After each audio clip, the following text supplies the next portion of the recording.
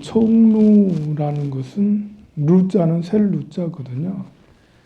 무루라는 것은 셈이 없다는 거고, 무루의 법을 깨닫다라는 것은 이제 모든 번뇌를 다 끊었다, 셀 번뇌가 다 사라졌다 해서 무루라고 그러는데, 총루라는 것은 오히려 세는 것을 권장하는 거죠. 부촉하다, 부탁하다, 촉자라는 건 부탁의 의미가 있어서요. 무엇가 세느냐? 여기서는 세다기보다는 이제 퍼져나가다.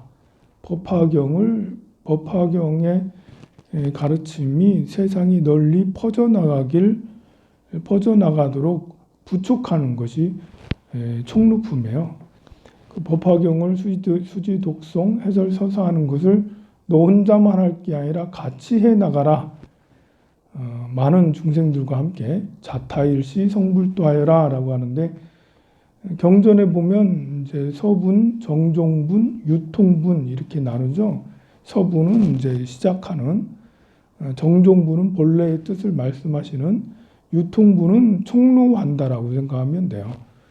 그런데 이것이 왜 이렇게 총루라는 것이 왜 중요하냐? 그냥 이렇게 널리 말씀을, 가르침을 널리 전하는 것만 뜻이 있는 게 아니고요. 부처님께서 꼭 총루를 하는 것은 총루하는데 부촉의 의미도 같이 함께 있어요. 그러니까 내가 좋아서 부처님의 가르침을 펼쳐, 이거하고 부처님한테 임무를 받았어, 이거는 또 다른 거예요. 내가 좋아서 하는 것은 권한이라는 게 별로 없어요. 여러분들이 이렇게, 나는 울산시가 좀 깨끗한 도시, 또 그리고 부정부패가 없는 밝은 도시가 되고 싶어. 그래서 여러분들이 울산에 사는 사람들을 만나고 다니면서 막 웃기도 하고, 뭐 좋은 말도 많이 하기도 하고, 쓰기 청소도 막 다 해. 한계가 있죠. 그런데 여러분들이 울산시장이 되면 다르죠. 하는 게 달라요. 시장이 되면 여러분들이 정말 울산의 부정부패를 없앨 수 있고, 밝은 도시, 맑은 도시, 아주 행복한 도시로 만들 수 있는 그런 권한이 부여가 돼요. 이게 바로 부촉의 의미예요. 열애께서는 선호념 제보살, 선부촉 제보살 하신다고 중생들을 잘 혼념해 주시고 부촉해 주신다. 부촉, 힘을 실어 주신다라는 거예요.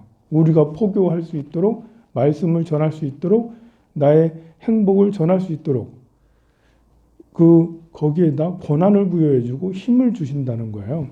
그래서 총루품이 그냥 넘어갈 수도 있지만 그렇지 않다. 부처님께서 우리에게 임무를 주시는 거다라고 생각을 하고요. 그 다음에 야광보살 본사품에 보면 법화경은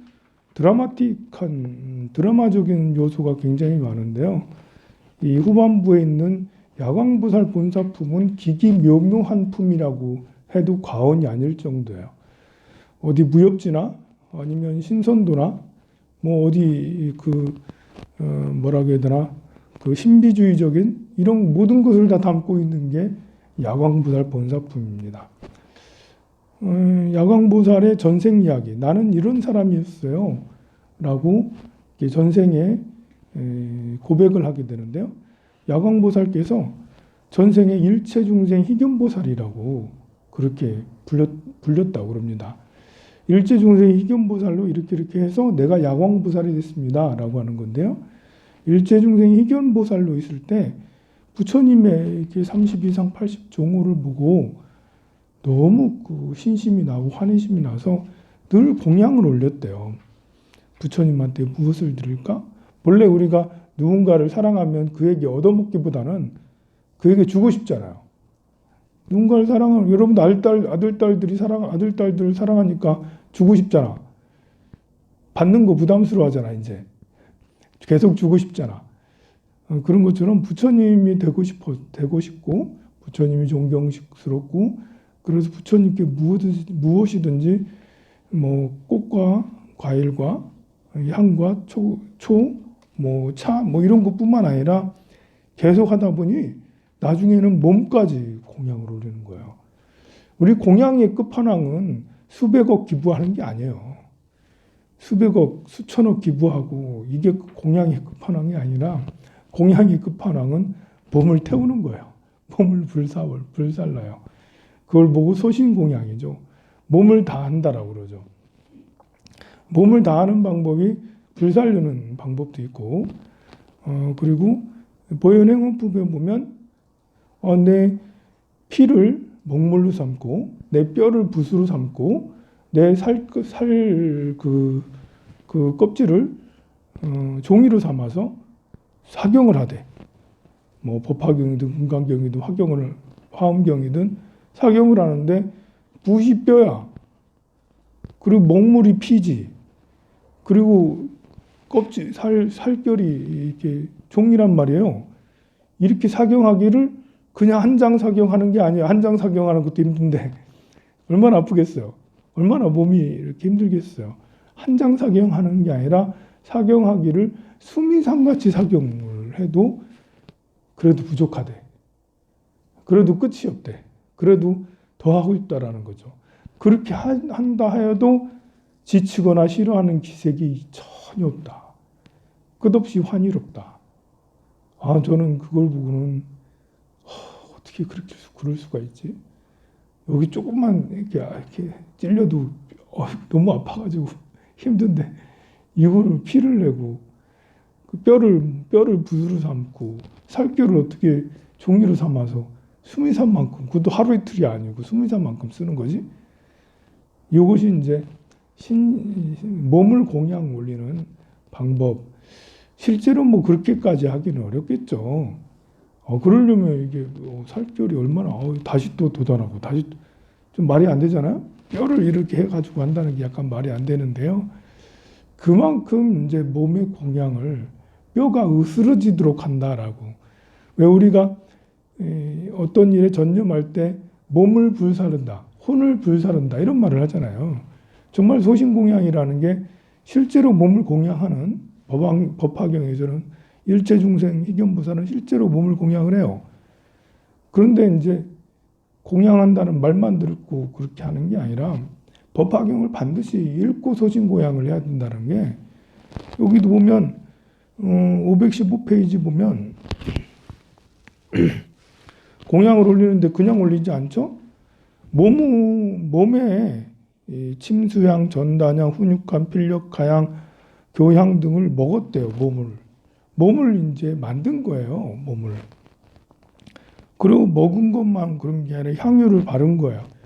그러니까 몸을 먹는 것도 천년 영지버섯 뭐 이런 거 먹고 천년 산삼, 설삼 뭐 이런 거 먹고, 향이라는 것은 그냥 이제 태우는 향을 의미하는 것도 있겠지만 온갖 몸에 좋은 영양이 될 수도 있죠.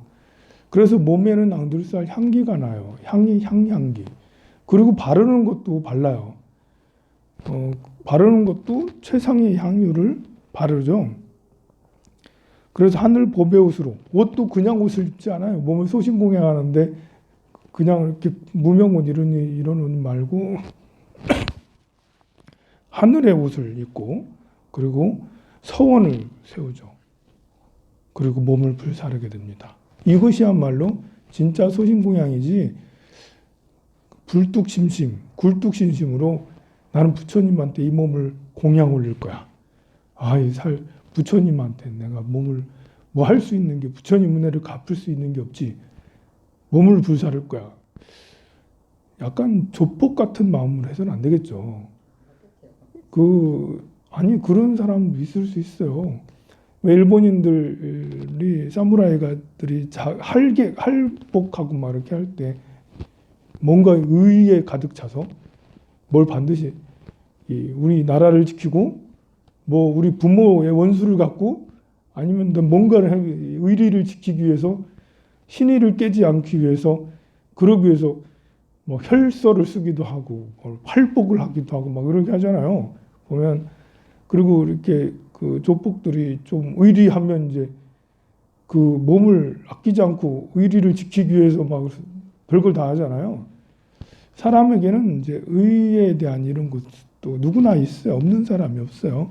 그런데 그게 좀 강한 사람이 있고 좀 덜한 사람이 있는데 강한 사람이 이제 그런 걸 하게 하는 경우가 있는데 그걸 얘기하는 게 아니죠. 그거랑 이거랑 구분을 해야 되는 거예요. 이거는 발보리심이 극도로 아주 강해지고 원력이 아주 대단히 커졌을 때 소신공양을 하는 거지. 내가 소신공양을 일생에 한 번은 꼭 해야겠다라는 원력을 갖는 건 나는 좋다고 생각을 해요. 그래서 그 소신공양의 원력이 점차로 무르익어서 정말로 이제 저 큰 나무처럼 엄청나게 원력이 무르익었다면 정말 그렇게 해서 소신공양하는 것은 너무나도 훌륭하다라고 저는 생각을 하는데 초심자가 이 법화경에 소신공양이 있다는 말을 듣고 그래 내가 이 한 몸 불태워 이렇게 공양을 올린다면 부처님께서 뭘 반드시 주실 거야. 나는 반드시 깨달음을 이룰 거야. 이게 이제 초심자들은 막 금방 출가한 사람들은 굴뚝진심이 있어서 어떻게든 깨달음 아니면 죽음을 달라. 뭐 이런 마음이 있거든요. 그렇게 해가지고는 이제 이렇게 잠시 원하는 것은 이루는 듯하나 나중에는 리스크가 굉장히 클 수도 있다. 어쨌든 여기서는 이 소신공양의 원리를 이렇게 설명을 하고요. 그렇게 해서 소신공양하기를 한 번만 한 게 아니에요. 다음에 또 태어났는데요. 다음에 태어나기를 부처님 1월 정명도 부처님 국도에 또다시 또 태어났어요. 1월 정명도 부처님께서 설법을 하시고는 내가 이제 열반에 들리라. 법화경에는 이제 열반에 드는 부처님이 몇 번 나와요, 지금 몇 번째, 한 3번째인가 지금 열반에 든다고 나오죠. 내가 열반에 들리라 해서 실제로 열반에 들고 열반에 든 부처님 앞에서 여러 가지 공양을 올리고 하다가 일체중생 이견보살은 소신공양을 또 올리죠. 그리고 제자들이 그때는 제자들이 굉장히 많았습니다. 제자들이 자기 스승의 소신공양, 이때 소신공양 몸 전체이기보다는 팔 공양, 연비를 했어요. 팔 한쪽이 불태워서 이제 공양을 올리자 제자들이 아니 우리 스승님이 불구가 되셨네 이렇게 이제 스승님 그러시면 아니되옵니다 이렇게 하니까 일체중생이 이견보살이 또 제자들 보기에 또 그래서 자비심으로 그렇다면 내가 이 원력이 소신공양의 원력이 성취되었다면 좋아지리라 하니까 팔이 다시 뚜루룩 났다라는 거죠. 팔이 다시 자라나가지고 팔이 다시 생겼다라고 그럽니다. 그러니까 팔을 소신공양 올리고 몸을 소신공양 올려서 다음 생이 또다시 일체중생 이견보살이 됐는데요. 그렇다면 이것은 이제 아무나 공양 올린다는 것은 아니죠. 그 정도 경지가 되니까요. 또 팔뚝이 또 새로 날 정도 이런 신통이 다 열려 있으니까 소신공양이 통하겠죠. 살면서 이런 공양은 극도로 이렇게 극도로 고행에 해당이 되잖아요. 사람이 나면서부터 편한 부모님 밑에서 태어나서 학교 가니까 공부도 잘해, 인기도 많아, 나중에 사회에 나가니까 취업도 잘 돼, 또 결혼도 잘해, 뭐 아이도 잘 낳아서 뭐 이렇게 일생을 크게 어려움 없이 사는 사람도 분명히 있어요. 그런데 대부분의 사람은 위험한 거, 고통스러운 거, 괴로운 것을 겪어야 될 수밖에 없어요. 그걸 겪어서 극복해서 이겨내면 대기만성, 고진감래 이런 것이 되고요. 그것을 이겨내지 못하고 그걸 피해가거나 도망가거나 잠깐 조금 힘들다고 그만둬 버리고 그러면 비정규직, 정규직이 모두 다 좋다는 건 아니지만 하다가 그만두고, 비정규직이 나쁘다는 게 아니에요. 하다가 그만두고 하다도 나중에는 뭘 직업이라고 따로 없고 떠돌이가 되고 이렇게 걸뱅이처럼 이렇게 참 이제 인생이 무상한 삶을 이렇게 살게 되는 경우가 많아요. 그런데 요즘 젊은이들이 그게 좀 이제 그 정신이 별로 없다라는 게 좀 그래요. 헝그리 정신이 없어. 큰일이야 이게. 헝그리 정신이 필요한데 이 헝그리 정신이 바로 위험을 극복하는 거거든요. 명리를 얘기한다면 평관을 극복하다 이거거든요.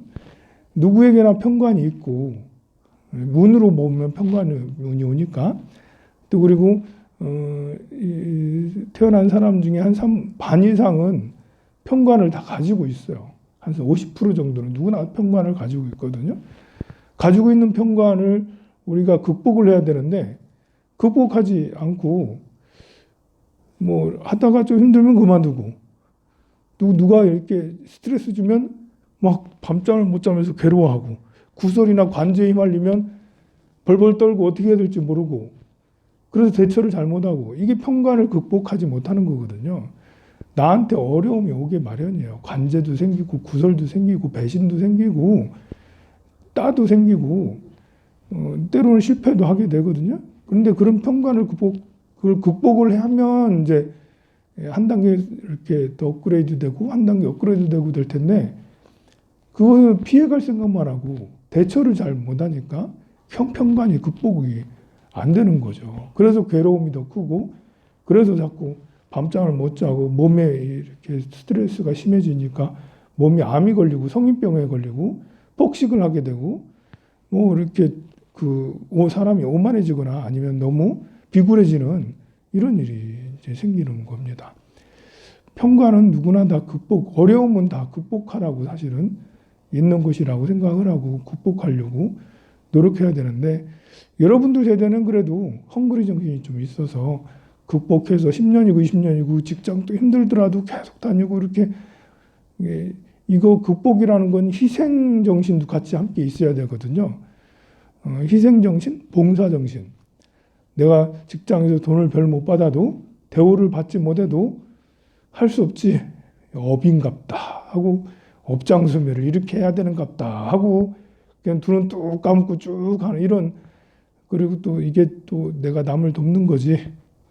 그 회사를 돕는 거고 밥 먹으러 오는 사람을 돕는 거고 또 내가 만든 물건을 잘 쓰는 사람 이런 거 이렇게 희생과 봉사 정신이 함께 같이 있어야지 평관이 극복되거든요. 봉사나 희생이 없으면 이것이 안 돼요. 지금 여기 일체중생 희견보살도 희생과 봉사 이런 정신이 없었으면 소신공양까지 하겠습니까? 내 몸 아까운데 그렇죠? 그 다음에 묘음보살품도 있고 관세음보살품도 있는데요. 그 이야기는 나중에 말씀드리겠습니다. 성불하세요.